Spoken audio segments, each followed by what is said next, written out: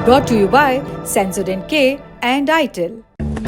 बस पैक नहीं है। SLS पैराफिन और दूध का करंट भी कौन? तो लाइफ का करंट ऑन? कुछ भी। तो ट्राई करके देख ले। Sensodyne-K toothpaste for sensitive teeth. Israeli army के चीफ हर्जी हलेवी ने इस्तीफा दे दिया है। 6 मार्च 2025 को हलेवी ये पद छोड़ देंगे, जबकि उनके कार्यकाल खत्म होने में अभी 10 महीने का वक्त बचा था। इजराइल में पिछले 17 सालों में पहली बार ऐसा हुआ है कि किसी IDF चीफ ने कार्यकाल पूरा होने से पहले ही इस्तीफा दे दिया हो। इस्तीफा देने के बाद वो क्या बोले, सुनिए। आज मैंने प्रधानमंत्री और रक्षा मंत्री को इस्तीफा भेज दिया है। 6 मार्च को अपना कार्यकाल खत्म कर लूंगा। जंग के पहले दिन मैं हालात को ठीक तरह से नहीं समझ सका। मैंने 7 अक्टूबर 2023 को नागरिकों की सुरक्षा में IDF की नाकामी की पूरी जिम्मेदारी ली है। हम अपने मिशन में असफल हुए। मैं 7 अक्टूबर से ही इस हमले की जिम्मेदारी ले रहा हूं और जिंदगी भर लूंगा। मैं ये बात पूरी जिम्मेदारी के साथ कह सकता हूं, किसी ने कोई जानकारी नहीं छिपाई।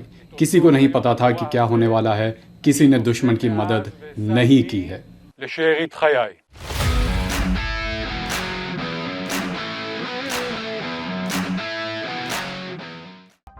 वीडियो बयान के अलावा हलेवी का रेजिग्नेशन लेटर भी खबरों में है। उन्होंने इजराइल के PM बेंजामिन नेतन्याहू और रक्षा मंत्री इजराइल काट्ज को ये लेटर लिखा है। पॉइंट्स में इसकी कुछ बातें आपको बता देते हैं। 7 अक्टूबर को देश की हिफाजत करने में हम असफल रहे। उस दिन की भयावह यादें उम्र भर मेरे साथ रहेंगी। हलेवी ने पत्र में IDF की हालिया सफलताओं का भी जिक्र किया।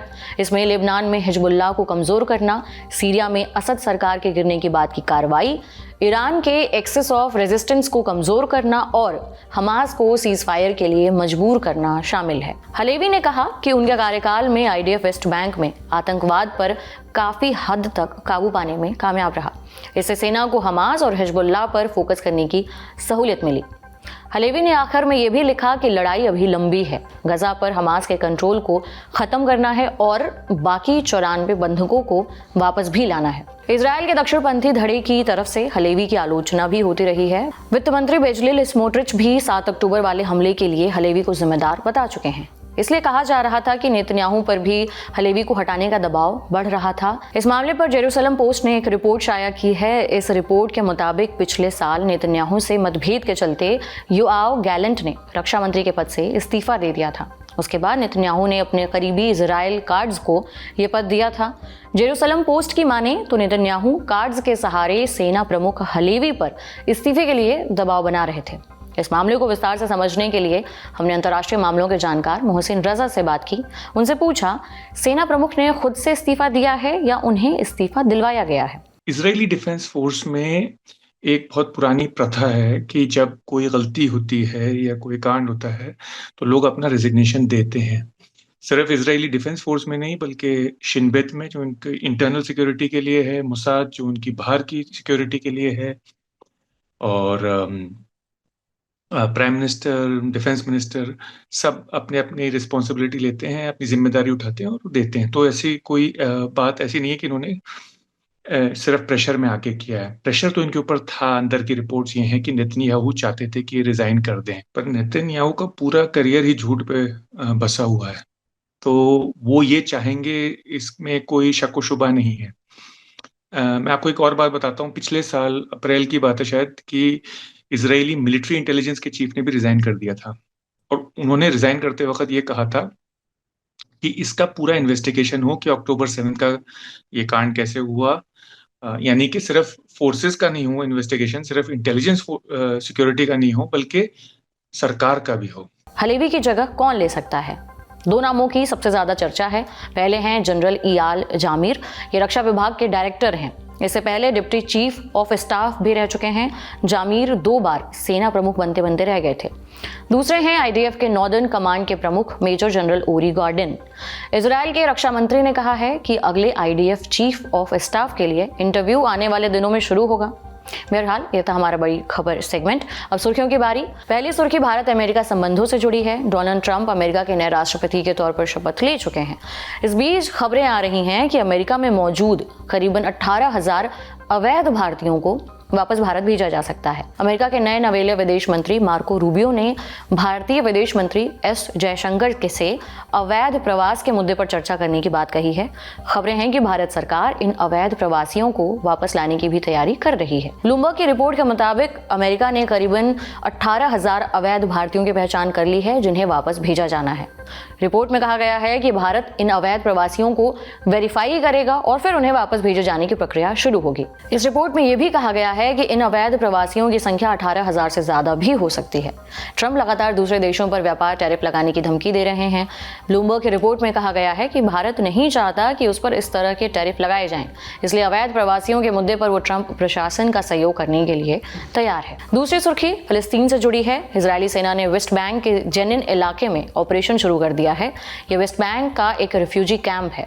नेतन्याहू दावा कर रहे हैं कि यहां आतंकियों ने अड्डा बना लिया है। कुछ दिन पहले फिलिस्तीनी अथॉरिटी PA ने भी यहां ऑपरेशन चलाया था।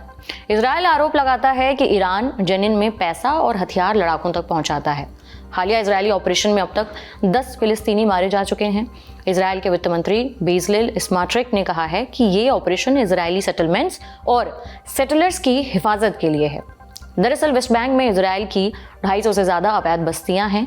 इनमें लाखों यहूदी रहते हैं। इन बस्तियों को सेटलमेंट्स कहते हैं और इनमें रहने वाले लोगों को सेटलर्स।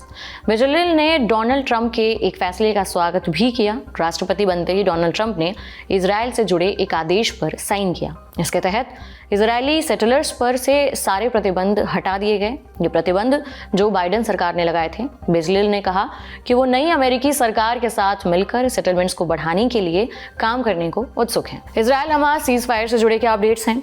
हमास 4 और बंधकों को रिहा करने वाला है। ये चारों महिलाएं हैं। इनके बदले इजरायल फिलिस्तीनी कैदियों को रिहा करेगा। ये सब कुछ 25 जनवरी को होगा। हमास ने रिहा किए जाने वाले बंधकों का नाम नहीं बताया है, जबकि सीज फायर डील में ये समझौता हुआ था कि हमास बंधकों की रिहाई के 24 घंटे पहले उनके नाम का खुलासा करेगा। इसके पहले हमास ने 19 जनवरी को 3 महिला बंधकों को रिहा किया था, तब भी उसने नाम नहीं बताया था। सीज फायर डील के पहले फेज में 33 बंधकों की रिहाई होनी थी। इनमें से 7 महिलाएं हैं। इनमें 2 सिविलियंस और 5 इजरायली सैनिक हैं। टाइम्स ऑफ इजराइल के रिपोर्ट के मुताबिक एक महिला बंधक के बदले इजरायल 50 फिलिस्तीनी कैदियों को रिहा करेगा। 20 जनवरी को इजरायल ने 3 महिला बंधकों के बदले 90 फिलिस्तीनी कैदियों को रिहा किया था। अगली सुर्खी तुर्की से है। 20 और 21 जनवरी की दरमियानी रात तुर्की के एक स्की रिजॉर्ट में आग लग गई। यह हादसा बोलू शहर के 12 मंजिला होटल में हुआ है। आधे घंटे में ये होटल जलकर खाक हो गया। इसमें कुल 76 लोग मारे गए और दर्जनों घायल हैं। आग लगने के बाद हालात ऐसे हो गए कि कई लोगों को होटल की खिड़की से ही बाहर कूदना पड़ा। कूदने के कारण भी 2 लोगों की मौत हो गई। राष्ट्रपति तैयब रिसेप अर्दोआन ने 22 जनवरी को एक दिन का राष्ट्रीय शोक का ऐलान किया है। आग लगने की वजहों की जांच चल रही है। इसमें 9 लोगों को हिरासत में लिया गया है। दुनिया का एक और इलाका इस वक्त आग की चपेट में है। अमेरिका के कैलिफोर्निया राज्य का लॉस एंजलिस शहर। हम कई एपिसोड्स में इस आग के बारे में विस्तार से बात कर चुके हैं। लिंक डिस्क्रिप्शन में मिल जाएगा। जाते जाते वहां के भी अपडेट सुनते जाइए। वेदर फोरकास्ट में यहां बारिश के आसार जताए जा रहे हैं। फोरकास्ट के मुताबिक 24 जनवरी और 25 जनवरी को दक्षिणी कैलिफोर्निया में बारिश हो सकती है। हालांकि बारिश की खबर के पिछले दिन इस शहर के हालात और भी बदतर हो गए थे। तेज हवाएं फिर से शुरू हो गई थी और जगह जगह पर छोटी ही सही पर नई आग फैलने की खबरें आईं। इस बीच पहले से ही जारी रेड फ्लैग वार्निंग को 23 जनवरी की रात तक बढ़ा दिया गया है। अब तक कुल 28 लोगों के मारे जाने की खबर है। दिन भर की अन्य खबरों के लिए रुख करते हैं न्यूज रूम का। आज के दुनियादारी में खबरों का सिलसिला यहीं तक। जाते जाते एक जरूरी सूचना। द लल्लन टॉप पर 26 जनवरी से शुरू हो रहा है विशुद्ध मिडिल क्लास बकैती का सस्ता सुंदर काम चलाऊ शो, जिसका नाम है मध्यम वर्गीय। हर रविवार दोपहर 1 बजे आने वाले इस शो में होंगी मिडिल क्लास के आचार विचार, जुगाड़, जिम्मेदारी, रिश्तेदारी के साथ चालाकियों, नादानियों, परेशानियों की बातें। आपके मजे का प्रबंध खास है क्योंकि मिडिल क्लास में क्लास है।